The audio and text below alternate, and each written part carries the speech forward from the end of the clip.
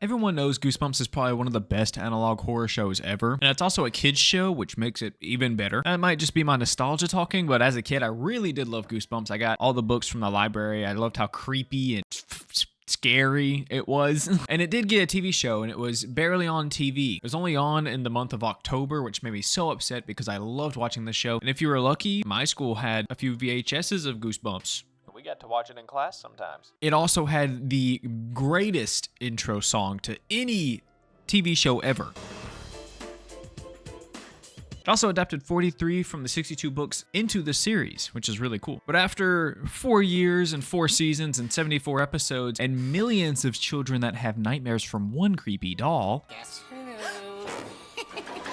I would say the Goosebumps TV show had a decent run. 10 years later, after Goosebumps had already ended, a little show popped up on Discovery Kids, R.L. Stein's The Haunting Hour. Well, 3 years earlier to that, there was a movie called The Haunting Hour that starred Emily Osment and Tobin Bell, the Tobin Bell from the Saw movies, Tobin Bell of Saw fame. You know Jigsaw, him? Yes, he was in this movie. But we're not going to talk about that right now. If you want to see me talk about that, let me know in the comments below. R.L. Stein's The Haunting Hour is another child horror anthology series, and it's honestly way creepier than Goosebumps. Like, they turned the notch up just a little bit for this show. There are better jump scares and more compelling stories, and some of the characters are just downright creepy as hell.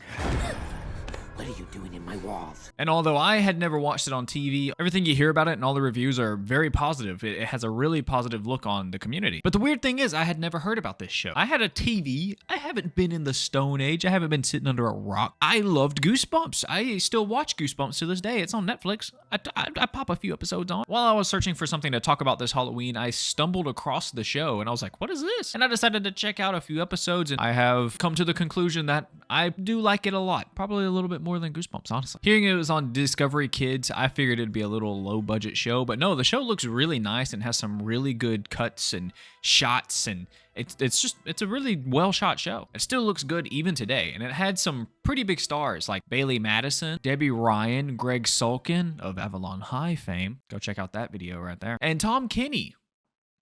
SpongeBob, the guy who voices SpongeBob, yeah, he's in this show. So I have no clue how this show slipped by me. I was gonna make a video talking about the series as a whole, but really, I just want to talk about the first 2 episodes and 1 episode in season 2. They're all connected and they're very fucking creepy, and they're just way too crazy to not talk about them. And these 3 episodes actually involve another doll that's creepier than Slappy himself.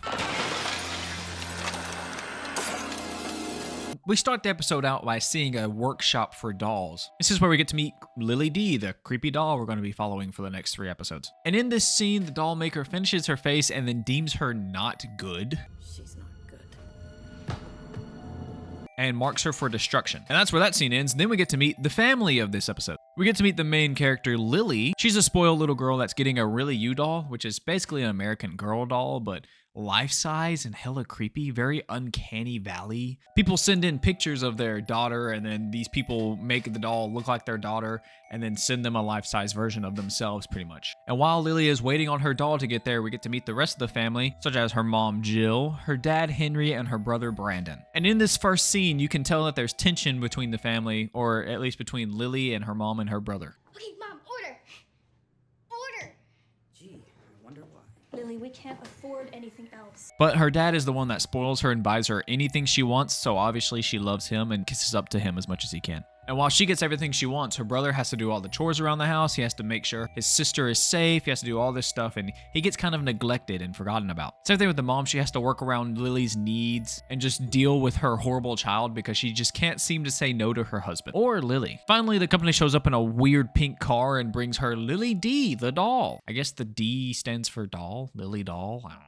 And not only is this doll absolutely terrifying, so are the people that bring her the doll. Most of our lucky girls. And they are very predatory towards parents that can't say no to their kids, because when they bring her the doll, they offer to bring Lily and Lily D to a salon and give them both a haircut and makeover for a low price of $250 extra bucks. You got $250 laying around, you know? And they literally do this. They take Lily to get her haircut, and this woman literally pampers the doll as well right beside her. It's so weird and creepy, and even the mom is a little creeped out by this. They get back home. Brandon and his best friend, they both agree that Lily D is absolutely terrifying and needs to be destroyed. You need dynamite for that thing.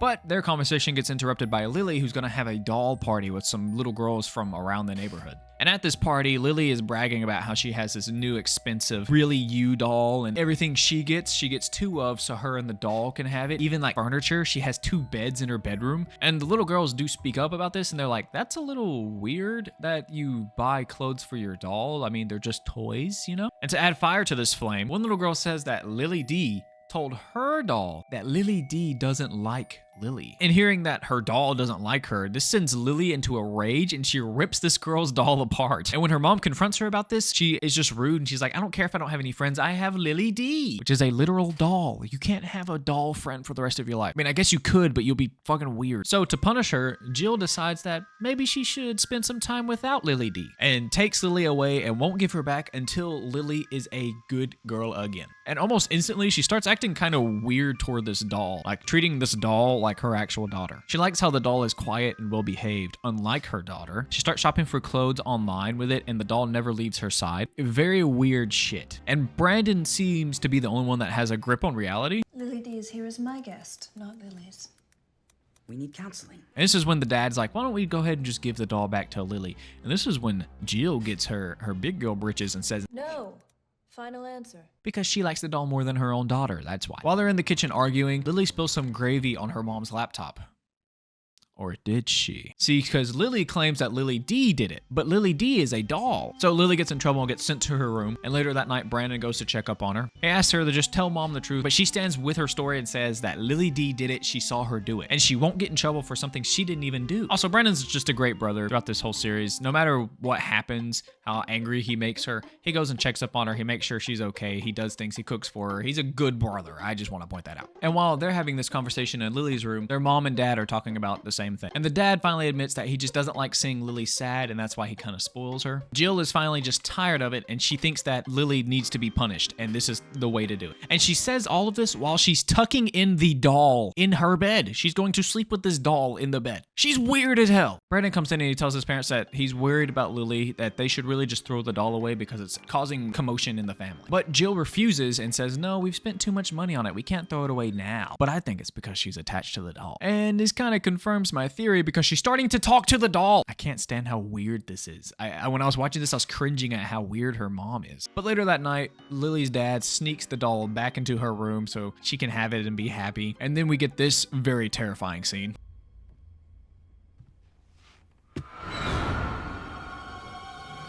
And then the next morning, the doll is back in bed with Jill and Henry. And the next morning, Jill makes breakfast for everybody, especially her favorite daughter.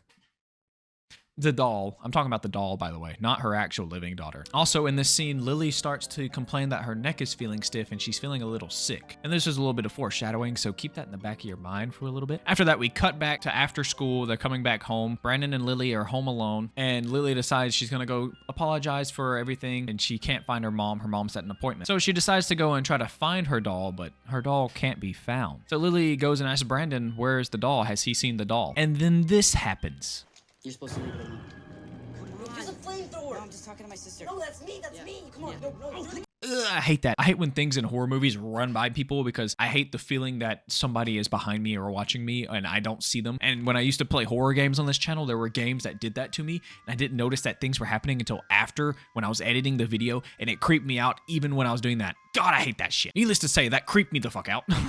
But Lily is starting to feel more and more sick throughout this episode, so she decides to go downstairs and find something to eat. And this is when she passes out on the kitchen counter. And when her mom comes home, she wakes her up and finds that she has paint on her hands. Jill asks Lily if she's been playing with the doll, and Lily replies with, How could I? You hit her. This confuses Jill, and so she runs upstairs to find this. No! No, she did it! There you go again! You are in very, very serious trouble! No, it's not fair! She did it! Stop. And that's where the episode ends. And quickly, things are starting to heat up in the story. It is like a slow burn, but towards the end of this episode, things kind of skyrocket. And already in this series, they're doing things better than Goosebumps with creating tension. There's a whole like 2 or 3 minute scene of Lily walking throughout her mom's room looking for Lily D while Lily D is like hiding in the background. And she never finds her. And then the jump scare. But now let's move on to the second episode. We start with Lily crying in the bed. She claims she did not paint the wall. It must have been Lily D. She was passed out on the kitchen counter. Brandon wants her to just confess to painting the wall and confess to spilling the gravy, but she claims, I didn't do it. She's crying and she's like, I didn't do it. And he still doesn't believe her, but he wants to, because he's a good brother. Brandon wants her to stop crying and he wants to help prove that Lily D can't move, so he sets up a not-so-secret camera in their mother's room. Like, seriously, bro, you just set it on the dresser. And this is a great idea to prove that the doll doesn't move, but it kind of backfires. It looks like Lily D took the memory card out of the camera, so now Brandon doesn't even have proof that she didn't move because she took the thing out of the camera, and he's very confused. Jill is understandably upset that her kids are spying on her and her doll. And this is when she complains to the doll. She's not even talking to a person. She's talking to the doll. And Brandon finally snaps on her. You believe what I have to put up with? Why are you talking to a doll? And this is when Lily's sickness gets the best of her and she passes out. And her mom takes her to the hospital. Brendan invites his best friend over and they decide that they're going to go rip the doll apart and see what's inside. They think that there's some kind of technology where somebody's controlling the doll and spying on their family. And while they're doing this, they find this secret message hidden on the back of her head. When they see this, they decide maybe they should go to the doll maker and ask her what is going on. So they kind of put the doll back together and run off. While they were tearing the doll apart, Lily and her mom are at the hospital. She explains to the doctor that she hurts and just feels stiff all over. And the doctor also talks about how she looks dehydrated and kind of plasticky. But he says it's probably a virus. She just needs to relax for a day or two and it'll probably be gone. The boys make their way to the Really You place with the salon and stuff, and they find their way into the back room where the dolls are made. And they get to meet the creator herself. She's a very kooky, weird old woman.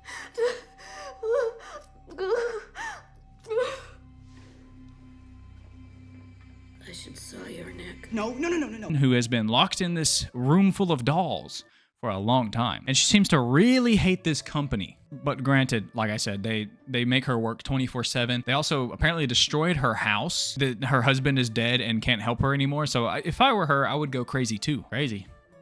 I was crazy once. They locked me in a room. A rubber room. A rubber room with dolls.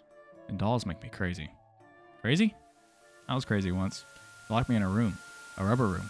A rubber room with dolls. Dolls make me crazy. Crazy? I was crazy once. They locked me in a room. What happened? Anyways, apparently the dolls had a bad soul. You see, every doll has a soul, and 99.9% of them are good. They might be a little shy, they might be a little extroverted, but they're all good. But that 0.1% cannot accept their fate as a doll, and they want to be human. They would do anything to be human. She's basically Pinocchio, but terrifying. The old lady tells the boys that that doll needed to be destroyed. She marked it to be destroyed for a reason, but the company just sold it anyways. So in a terrifying way, she shoos the boys out to go destroy the doll. Go.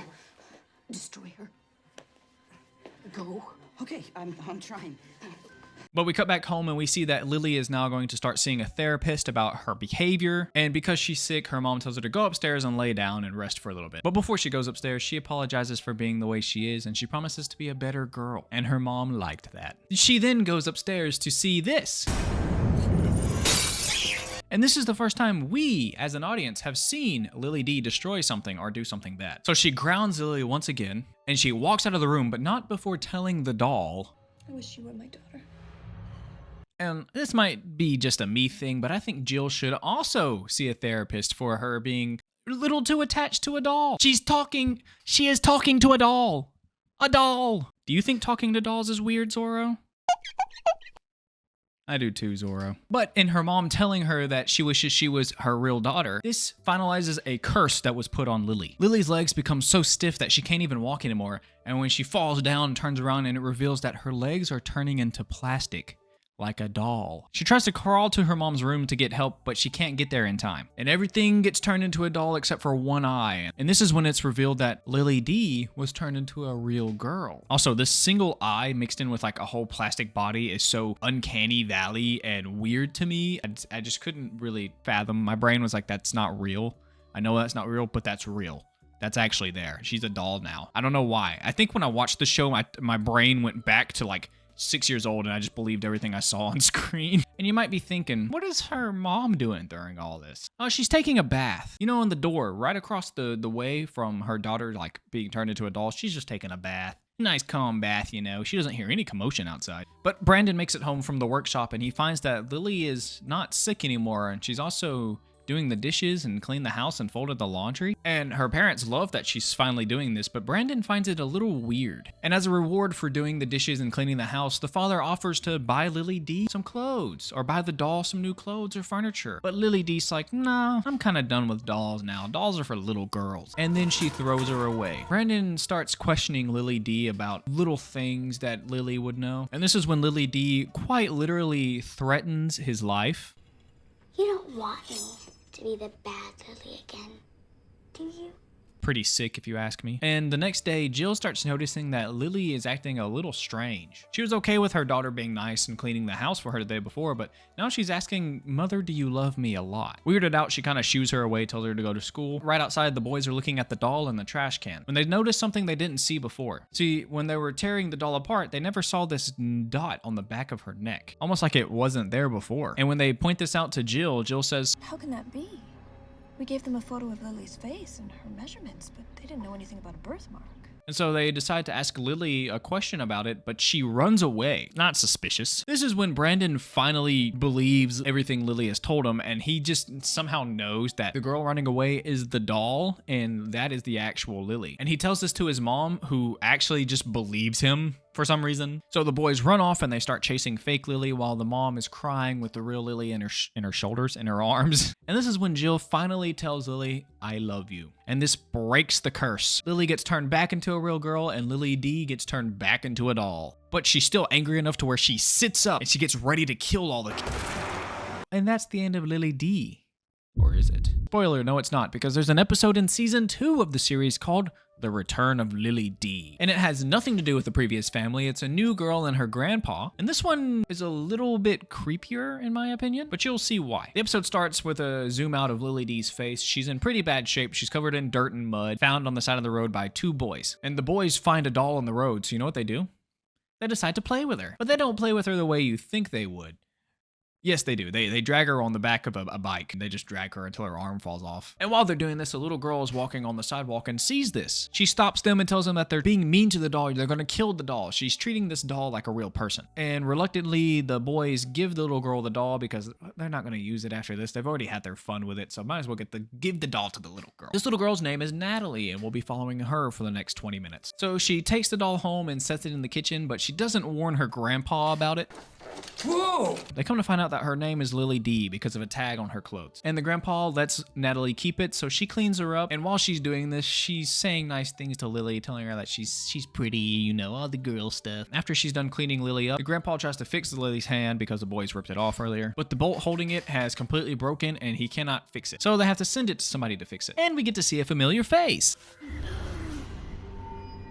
Yes, this is the doll maker from the last episode, and she is not happy to see Lily D. But she's noticed that something's a little different about her. Apparently, since Natalie was so kind to her, she has fixed Lily D's soul. So now Lily D is good and does not want to hurt humans anymore. She is content with being a doll. After fixing her, the doll maker hand delivers Lily back to Natalie, and they invite her in for some dinner. And this is when she explains to them kind of nonchalantly that Lily D was evil, but now she's good and she's fine. She seems to be at peace. She also leaves a weird request. If she misbehaves, call me. No, Natalie's a good girl. I meant the doll. We then cut to the next day where Natalie finds a baby pigeon hurt on the ground, but Lily doesn't appreciate new friends. That night, Lily gets out of bed and tries to climb a bookshelf to get to the bird that's at the top. And she is not very successful. Of course, this wakes up Natalie and her grandpa. Grandpa is confused at what happened, and Natalie says she doesn't know. The thing just fell. Things don't fall down by themselves. How did the doll get on the floor? But he believes her anyways, and they go back to bed. And then we cut back to the doll maker. She's back making more dolls like she does. And by the way, her name is literally the doll maker, like on the wiki. I looked it up because I wanted to try using her real name, but her name is the doll maker. So she's working on a new doll, but this is also when we learn that the other dolls can talk, and only to her. They're also creepy children. Has it? It goes down. Back to the bone. To the bone.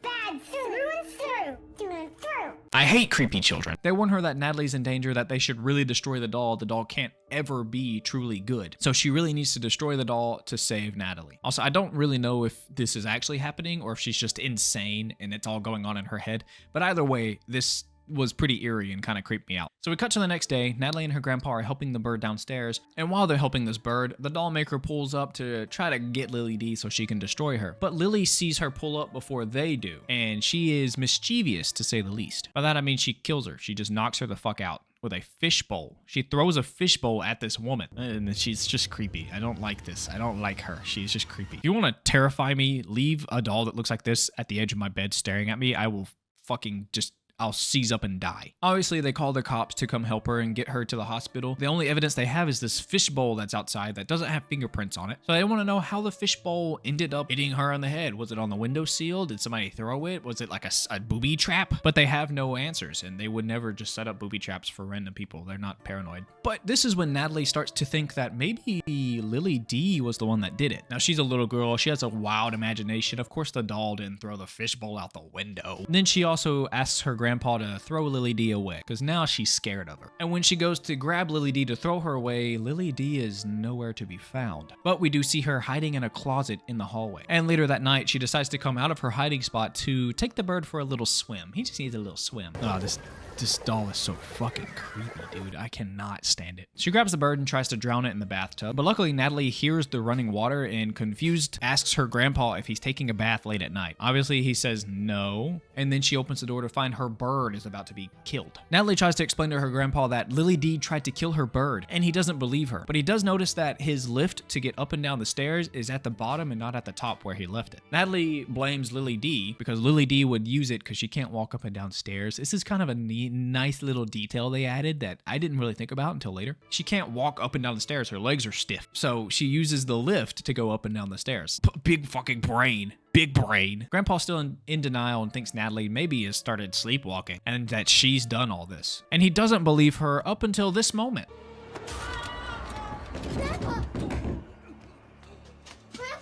Where Lily D tries to literally kill the man. After this, Lily D runs away and hides again, but Natalie thinks she finds her in her grandpa's other wheelchair in the kitchen.